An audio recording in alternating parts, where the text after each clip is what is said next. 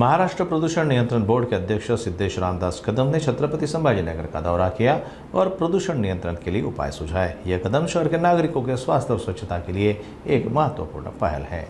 महाराष्ट्र प्रदूषण नियंत्रण बोर्ड के अध्यक्ष सिद्धेश रामदास कदम आज छत्रपति संभाजीनगर के दौरे पर पहुंचे। अपने इस दौरे में उन्होंने शहर में बढ़ते प्रदूषण को लेकर चिंता जताई और इसे नियंत्रित करने के लिए कई उपाय सुझाए।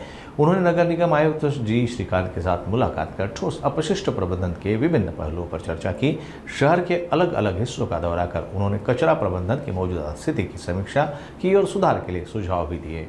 आज या ठिकाणी आदरणीय श्रीकांत जी ते मला डायनामिक म्हणाले, मला वाटतं त्यांनी ज्या डायनामिक जे उपक्रम जे हाती घेतलेले आहेत, तर म्हणजे एक डायनामिक आयुक्त आपल्याला इथे लाभलेले आहेत आणि त्याच धर्तीवर त्यांच्याकडून सुद्धा छत्रपती संभाजीनगरमध्ये जे काही उपक्रम त्यांनी राबवलेले आहेत, तर त्या उपक्रमामधून काही चांगल्या गोष्टी आम्ही इथून घेऊन चाललेलो आहोत आणि काही आम्ही त्यांना सजेशन सुद्धा दिलेले आहेत की आपण अजून चांगल्या गोष्टी काय करू शकतो।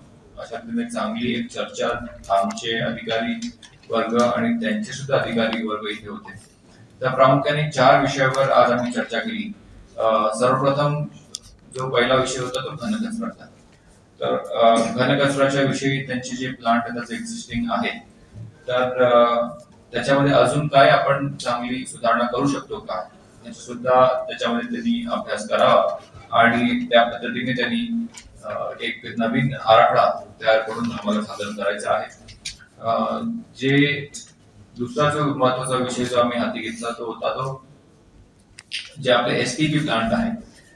आज जसं खाम नदीचं जसं पुनर्वसन त्यांनी केलेलं आहे, त्या धर्तीवर सुखना नदीचं सुद्धा एक डीपीआर तयार करून त्यांनी ऑलरेडी केलेला आहे, एक ऍक्शन प्लॅन तयार करून आणि तो ऍक्शन प्लॅन बोर्डाच्या अधिकाऱ्यांसोबत बसून पूर्ण सुखना नदीचे जे नाले आहेत ते कसे आणि जे नाले शेवटी मग ते नदीला मिळतात ते सांडपाणीचं प्रक्रिया करून कसं ती नदी सुद्धा स्वच्छ करता येईल ह्या अनुषंगाने सुद्धा आपण काम करायचं आहे। सुखना नदी जे खाम नदीचा जो स्तोत्र आहे तो शहराच्या भागातला तो 11.5 किलोमीटरचा आहे, पण पूर्ण जो त्याचा रिव्हर स्ट्रेच आहे तो मला वाटतं साधारणतः 65 किलोमीटरचा आहे आणि या पूर्ण रिव्हर स्ट्रेच नंतर शेवटी मग मिळतो गोदावरी नदी।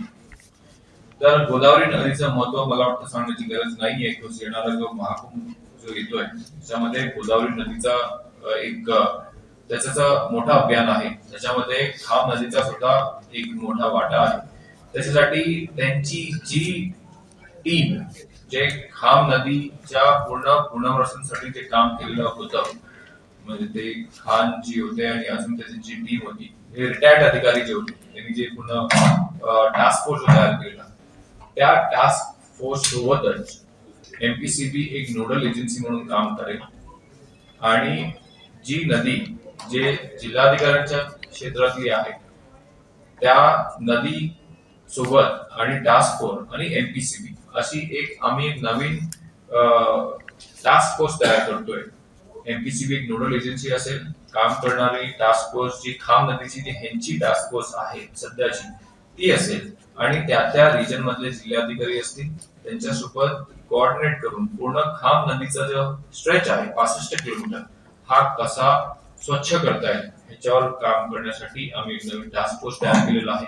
एक चांगला उपक्रम आहे आणि त्यांची टीम सुद्धा जेव्हा प्रेझेंटेशन देत होती त्यांनी जे आयडियाज दिले, तर खरोखरच जे रिटायर्ड अधिकारी जेव्हा चांगला उपक्रम हाती घेतात आणि त्याची अंमलबजावणी झालेली आहे, आपल्या समोर एक मॉडेल ऑलरेडी तयार आहे, तर तेच मॉडेल आम्ही पूर्ण खाम नदीसाठी हे करणार आहोत,